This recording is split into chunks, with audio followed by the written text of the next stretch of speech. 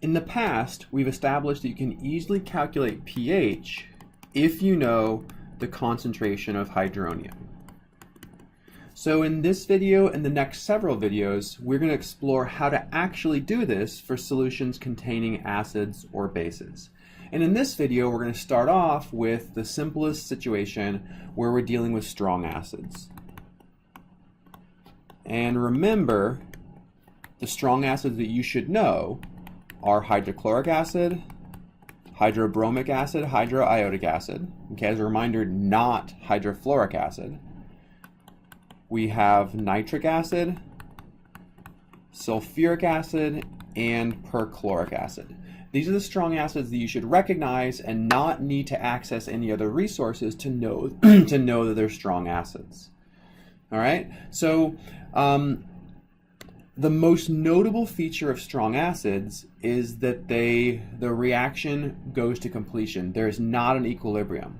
So if we have a solution of hydrochloric acid dissolved in water, it will react with water, and when it does, we have 100% conversion of our reactants to chloride, the conjugate base of hydrochloric acid, and our most important molecule here, hydronium.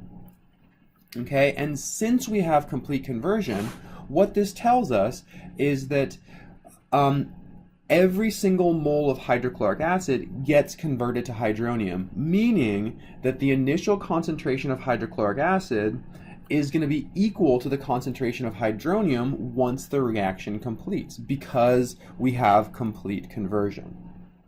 All right, so if we had 10 millimolar hydrochloric acid, what this means is once the reaction is finished, we've converted this to 10 millimolar hydronium. So we know the concentration of hydronium, so we're able to calculate pH. The only thing you need to be careful of here is that, remember, whenever you plug hydronium concentrations into this equation, it needs to be in molar units. So we need to go ahead and convert 10 millimolar into molar. So remember, 1 millimolar is 10 to the minus third molar. So this gives us 0.01 molar hydronium. And now from this, we can plug this concentration into the pH equation. So the pH equals the negative log of 0.01. And we're going to see that this pH is equal to 2. So a 10 millimolar solution of hydrochloric acid will have a pH of 2.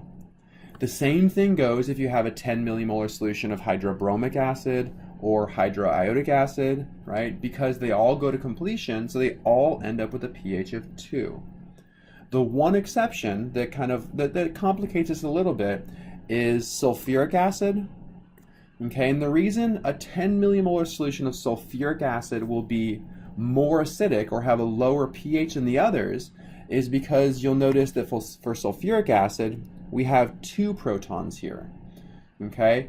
The second proton is not a strong acid, but nonetheless, the fact that there are 2 protons, 2 acidic protons, means that sulfuric acid will create a more acidic solution than the other ones. Okay? And keep that feature in mind as we move forward and talk about predicting acidity based on the types of acids and concentrations. All right, but for this video, the most important punchline is that if you know the concentration of a strong acid, you don't need any other information. You can figure out the pH because the concentration of the strong acid is equal to the concentration of hydronium.